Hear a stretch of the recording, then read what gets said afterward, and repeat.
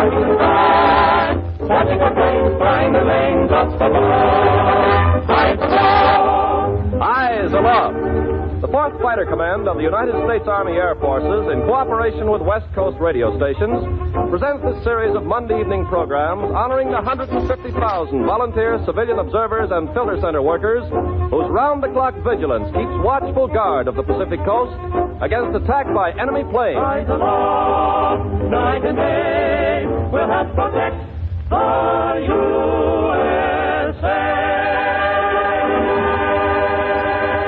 Ken Carpenter speaking. Tonight we bring you the 10th edition of Eyes Aloft. It features another great modern American story. You'll hear the presentation of the weekly Gold Trophy Award, the Gordon Jenkins Orchestra and the Sportsmen, and a musical tribute to the Marine Corps. Good news about the publication of our theme song, the McKinley Diary, and a new feature, Why Will They Do It? Yes, it's time now for your Eyes Aloft narrator to step into the post and take over his shift, Gain Whitman.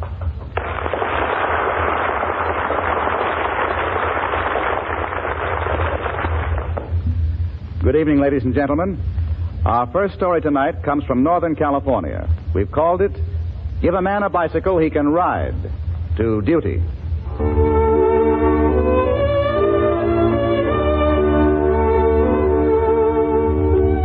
In the small town of Swanton, out on the Monterey Peninsula, lives a young fellow 15 years old who someday hopes to be a flyer. But less than 2 months ago, this fellow, Homer McCrary, was willing to settle for a bicycle for his mode of transportation. You see, Homer McCrary is an aircraft warning service observer. Let's go back to a day in the month of last May. Homer is on duty at his post. His chief observer, Mrs. Marie Giannone, has just dropped in to see how everything is. Beautiful day, isn't it, Homer? Swell, Mrs. Giannone. Oh, say, I'm sure glad you came by this afternoon. Oh? I'm going to have to quit. Quit? Oh, no, Homer. You're one of my most reliable observers. Oh, gee, thanks, but I'm going away. To where? Salinas in about a week, soon as school's over. You're going to work there? Pick fruit this summer. I'm sure going to save my money. You're going to buy war bonds with it? Yeah, sure I will, if there's any left over.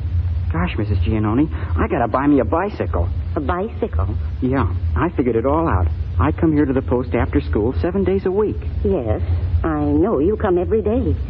You're putting in a lot of time here, Homer. Oh, that's okay. But I have to walk 4 miles each way. That's 8 miles a day. It's 57 miles a week I have to walk. A bicycle can sure make it easier for me when I come back and start in here again next fall. Well, you certainly should have one. And I admire you for going out to earn money to buy yourself one, Homer. I certainly do. All through the hot summer months, Homer McCrary picked fruit in the Salinas orchards. And he saved his money to buy a good bicycle. In September, when he returned home, he went to Santa Cruz to make his cherished purchase. Say, could you wait on me? Oh, certainly. Glad to, son. What can I get for you? It's right here. This is the beauty I want. You mean you want to buy a bicycle? Yeah, this one, the red one. Of course, I'm going to lower those handlebars a little and... Well, wait a minute. I'm sorry, son. Government says we can't sell bicycles unless the purchaser has a priority number. A priority number? Yeah. Didn't you know? Bicycles have been frozen. You mean I can't buy this one? After all, after... Sorry, son. Bikes are frozen. You'll have to talk to Uncle Sam about it. Gee, that's tough luck. Disappointed and discouraged, the young fellow told his chief observer about the incident. A sympathetic, good-hearted woman, Mrs. Giannone, wrote a letter explaining the situation to the Santa Cruz County Director, H.H. Glessner. And what did Mr. Glessner do? He went straight to talk with the chairman of the Santa Cruz Rationing Board. Now, Mr. Maddox, please understand that transportation is one of the Ground Observer Corps' biggest problems. I can well imagine. People can't get to the post. The post will fail. But this boy, this observer, he's just one isolated case. Yes, an individual one, to be sure. But we must meet these separate cases as they present themselves. Now, don't you think this boy is deserving? He served at the post all last spring. 3 hours a day after school, 7 days a week. And he's back on the job again now? Yes. And he's walking those 8 miles every day again. Well, sounds like a pretty sober-thinking kid. I should say he is. Well, what do you say, Mr. Maddox? Let's give this boy a priority number so he can buy his bicycle. All right, we'll do it. Good. On one condition. What's that? I'll give you the papers to have him sign, and I also want a statement from him. Well, what kind of statement? That he'll use that bicycle to ride to Swanton Post at least 5 times a week. 5 times a week? That'll be easy for a lad that goes every day of the week. Let me have that paper. We'll get him fixed right up so he can buy his bike. This fall, every afternoon about 4 o'clock, Homer McCrary comes rolling down the road on his new bike. The bicycle that he bought with money earned by picking fruit last summer. Yes, Homer McCrary proudly rolls up to the Swanton observation post each afternoon at 4 o'clock.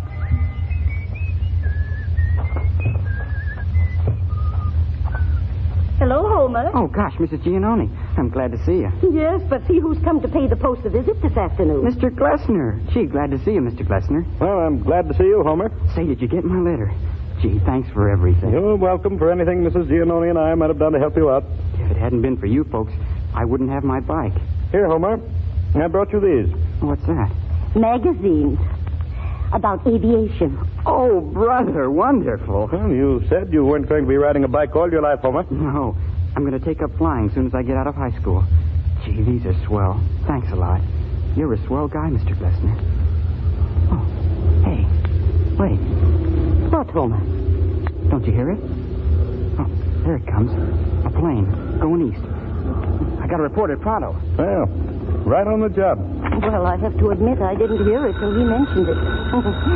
Homer McCrary is one of my very best observers. One of my best. Army flash. 1. Single. Very low. Overhead. East. Gosh, look at him go. Will I fly me one of those someday? Yeah.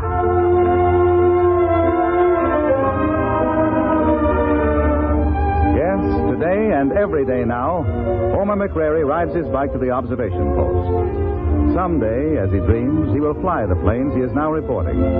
As General Kepner has said, as long as there are young Americans growing up with purpose and love of country, we can be certain that America will always carry on. The 4th Fighter Command of the United States Army Air Forces salutes Homer McCrary, a young fellow who is serving his country as best he can.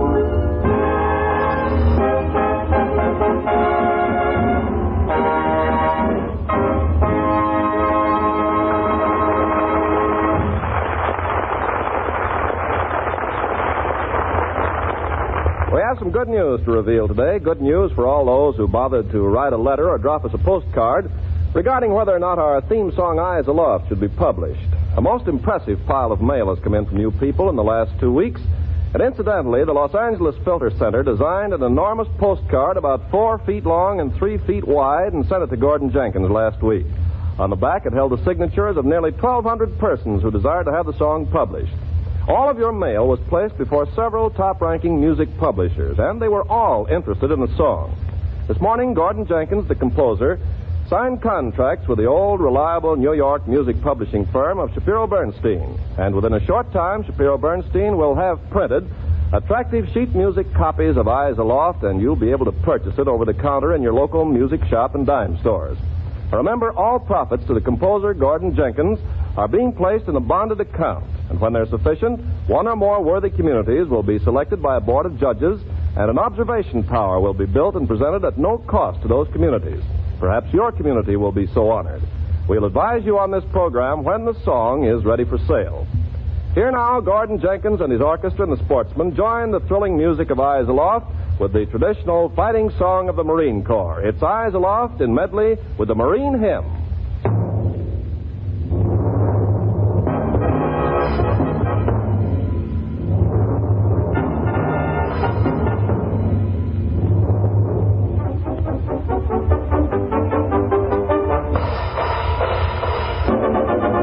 Eyes aloft, watching the sky, watching the planes flying the lanes up above. Eyes aloft, always on guard, lending a hand, protecting the land we love. One if by land and two if by sea was once the sentinel's cry, but a modern 20th century Paul Revere must watch the sky. Eyes aloft, night and day. We'll help protect the USA.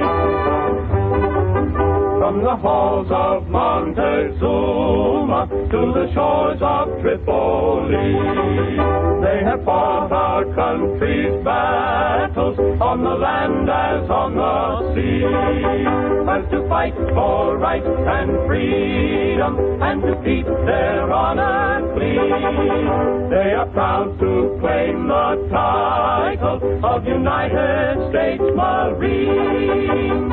One if I land and two if I sea was once a sentinel's cry, but a modern 20th century Paul Revere must watch the sky. Eyes aloft, night and day, we'll help protect the USA.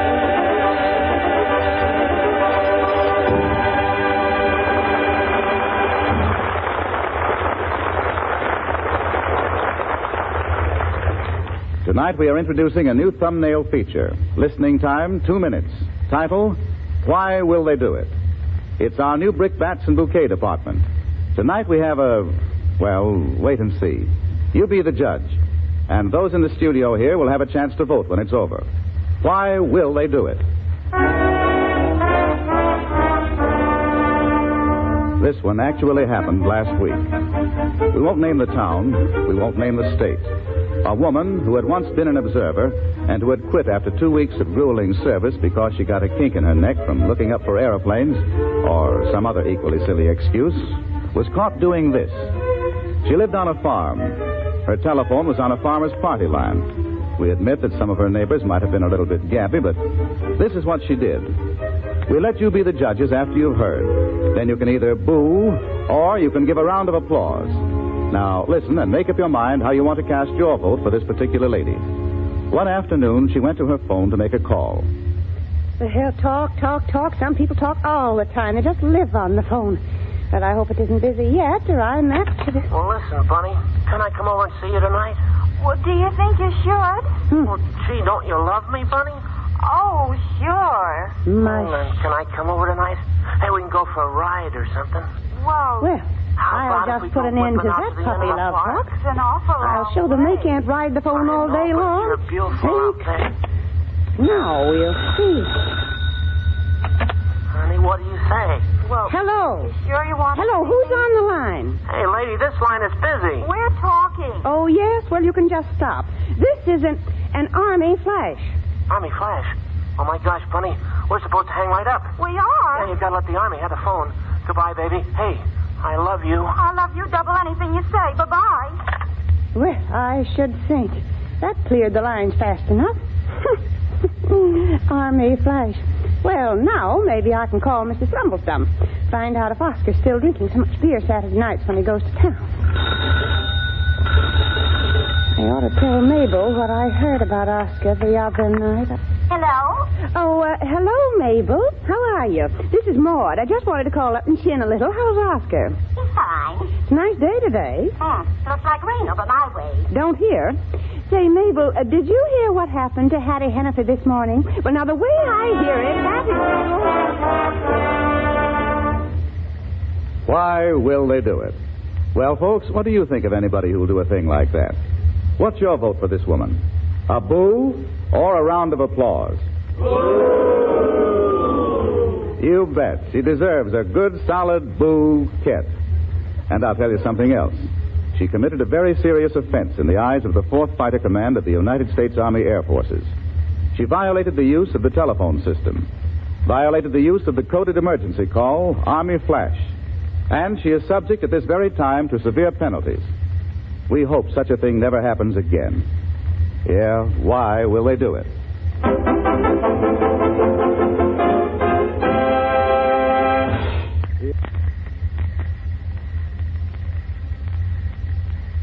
Here, one of the most popular features of our program, the McKinley Diary. Unedited excerpts from the famous little black and white notebook. Comments and thoughts, just as they have been entered in the diary by the observers of the McKinley, Oregon Post.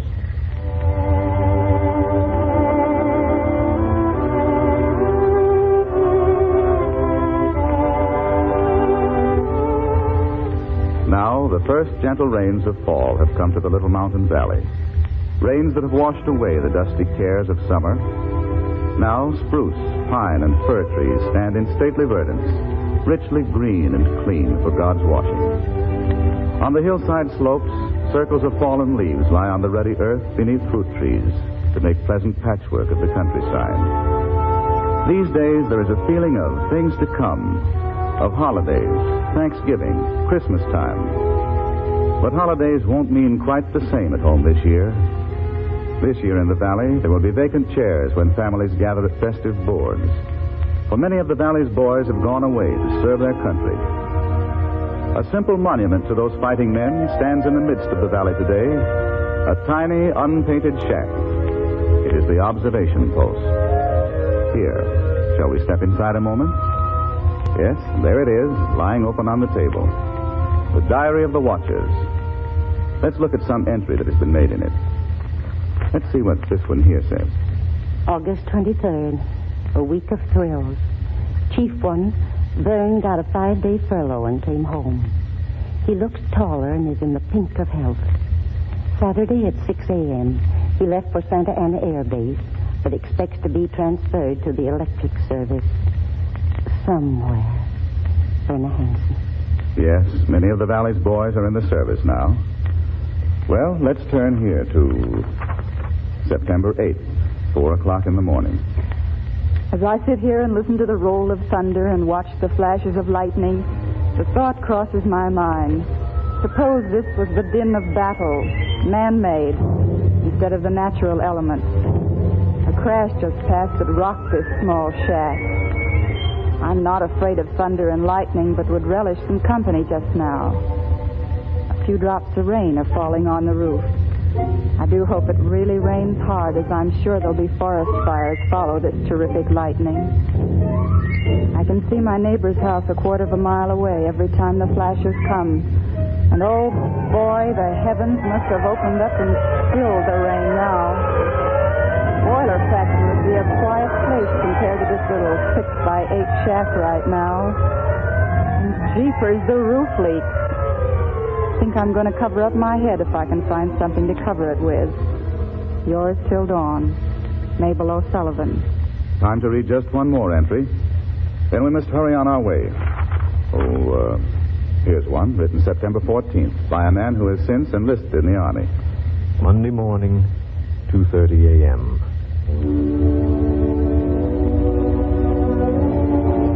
41 years ago, President McKinley died, and Theodore Roosevelt became president. An even greater Roosevelt is president today. Our present president has a more difficult task than had either Washington or Lincoln. Defeat under Washington meant that the people would continue to live as they had lived before war began. Defeat under Lincoln meant that the people would live in two nations instead of a united one. Defeat under Roosevelt means that the people will die without a nation. T.S. Easton. And so we close McKinley Diary till another time.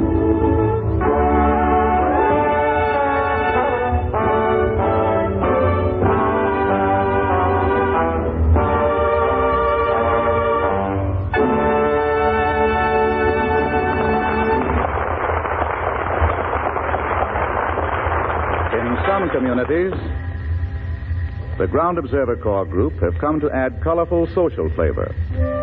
Being a ground observer isn't necessarily all work and vigilance. In Clatsop County, Oregon, down near the mouth of the mighty Columbia River, the observers of the little logging and fishing town of Napa decided to have a meeting and a party on the evening of October 10th. That afternoon, they decorated the community hall. Now, be careful up there on that ladder, George. Yeah, can you toss me up another roll of bunting? Well, I think we ought to run it right over and drape it down in front of the speaker's platform. Well, any way you ladies want it. Just hand me up the flags and bunting, will you? I hope this downpour doesn't keep Lieutenant Clark and Sergeant Sousa from getting here from Portland. Oh, I think they'll get here all right. Mr. Pearson, are you going to bring over your movie projector and run off those comedy films tonight for the party? Well, what about it, folks? I've never seen them. Bring them over, sure. Mrs. Abrams is bringing the cake as soon as the rain lets up. The big one. Yeah, we ought to put the cake on the speaker's table. Well, Violet, are we going to have a candle on it? I think we should. Oh, by all means. This is Napa Post's first birthday. We'll have one big candle on the cake. Say, what kind of food are we going to have tonight, girls? You mind your decorating up there, George. I'll find out about the food. What are we going to eat tonight, ladies? Everything that's good. Sandwiches, cakes, coffee. Any potato salad? And don't forget the jelly rolls somebody's bringing, Adriana. Oh, yes, and jelly rolls. What about potato salad? There'll be plenty of potato salad for you men, George. And now we must hurry, folks. It's almost 6, and most everyone has to go home and dress. Party starts at 9? 8:30 or 9, as soon as the county director and the officers and everybody get here. You don't think Roberta Vinson knows anything about the going-away presents we bought for her, do you? Oh, no, I don't think Miss Vinson has an inkling. It'll be a real surprise. Well, she sure deserved it. Nobody could have worked any harder as our chief observer. I heard Roberta's going to California. Is that right? Well, I think we should have red, white, and blue symbols on the Yes, the observers of Napa, Oregon had all pitched in and were giving a community party. The party had a twofold purpose. It was to celebrate the first anniversary of the Napa Observation Post, one of the posts to start even before war was declared. The other reason was to honor their very hard-working and highly efficient chief observer, Mrs. Robert Vinson. Though the weather was ugly that night of October 10th, nearly 175 people attended at Community Hall. There were fishermen, farmers, loggers, sawmill workers, housewives, local businessmen. And now, I want to introduce our very capable Clatsop County Director, whom we also know as our Clatsop County Assessor, Mike Kosovitz. Thank you. Thank you. It is indeed a thrilling moment in my life as I look down upon these long rows of tables and see the faces of so many people who've been so diligently serving their nation as ground observers. Napa Post has a high rating of efficiency. In fact, I'm proud to say that nearly every post in Clatsop has a high rating. You know, I could talk for quite a while tonight about our work, but I'm going to turn the meeting over to Lieutenant Clark and Sergeant Souza, who have some pleasant surprises for many of you. Lieutenant Robert Clark, our ground observation officer for this filter area. Thank you. Thank you, Mike Kosovitz. Before coming here to the meeting tonight, I drove over to see your wonderful new observation post built. It's really a beauty. The county court has done well by you in furnishing such an excellent build. 2 observers were there on duty. They're missing the party here tonight. But don't you think we should save them a piece of the anniversary cake? Sure, great idea. Friends, I brought with me tonight 42 observer armbands. 42 of your group observed the Army for 100 hours or more. And you will receive these awards tonight. And later, I have a film which Sergeant Sousa's going to run off for you. It's titled, What About Air Raid? And I think you'll get some valuable instruction. However, before we proceed, I want to turn the meeting back to the capable hands of our Master of Ceremonies, who will tell one of the ladies here about a certain surprise. Okay, Master of Ceremonies. Well, we got a little surprise for someone whom we all highly respect. She helped organize our Napa Observer's Post over a year ago, and she's bravely endured all the headaches of a chief observer. Seriously, though, people, she really has inspired this community to carry on this work for the Army. Or when some of us let her down on watches, she always went herself and carried on those watches, day or night, in our places. I think we all appreciate what she's done. Now she's taking a leave of absence for a couple of months and going to California. While she's gone, we want her to know that we'll carry on just as though she were here directing us. When she comes back, she'll take over again. Roberta Vinson is our chief observer. Mrs. Vinson, will you stand up? What? Just come over here, please, Roberta. Well, what's this all about? Mrs. Vinson, your work and your services to this community haven't gone unnoticed. We wanted to express our appreciation. Well, but I don't understand. We've taken up a little collection and bought you a going-away present. A present? Now, that's it, Mike. Bring them over here. That's right. Put them right here on the table. Yeah, here we are.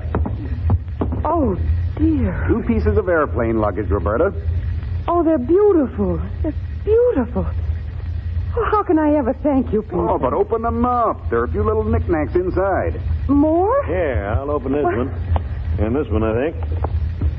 There we are. They're wrapped in cellophane. Oh, why, look at this. Why, it's a beautiful, beautiful house coat. And what's this? Oh, lingerie. Oh, and a lovely nightgown. Oh, thank you all so very, very much. I'm going away for a while, but I'm coming back home. I'm coming back because you're my people. I'm one of you. This is where I belong, where the best people in all the world live. Thank you. Thank you. And while I'm away, keep all the watches covered. Be there. Always be there. Because that's where I'll be, in spirit. Right there at our observation post.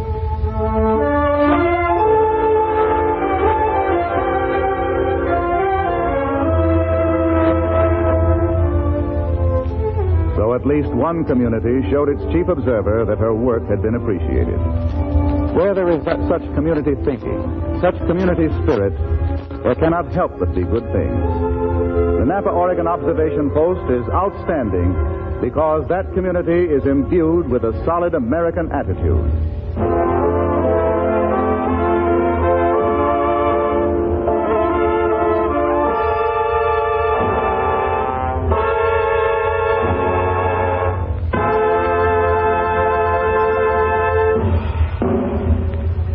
Each week, we present the National Broadcasting Company's Eyes Aloft Gold Trophy Award to some deserving observation post or filter setter. Here is Captain Russell Z. Smith to make this week's presentation. Captain Smith.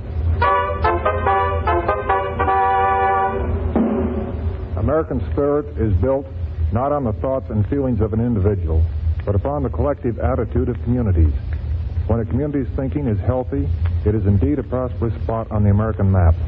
Certainly, the community of Napa, Oregon is a credit to this nation. In particular, it is a credit to the Aircraft Warning Service of the 4th Fighter Command.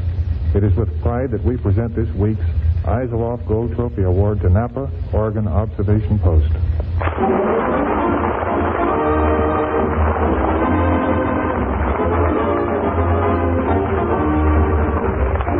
Whitman saying goodnight to the 150,000 Aircraft Warning Service volunteer civilians who keep constant vigil of our home front so that America will be safe from any attack by air. Good night.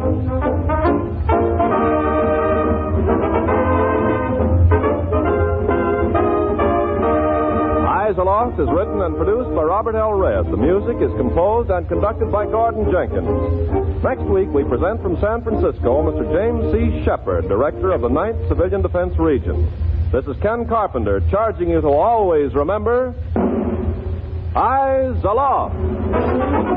Eyes aloft, watching the sky, watching the planes flying the lanes up above. Eyes aloft, always on guard, lending a hand, protecting the land we love. One if by land and two if by sea was once the sentinel's cry. But a modern 20th century Paul Revere must watch the sky. Eyes aloft. Eyes Aloft has come to you from Hollywood. This is the National Broadcasting Company.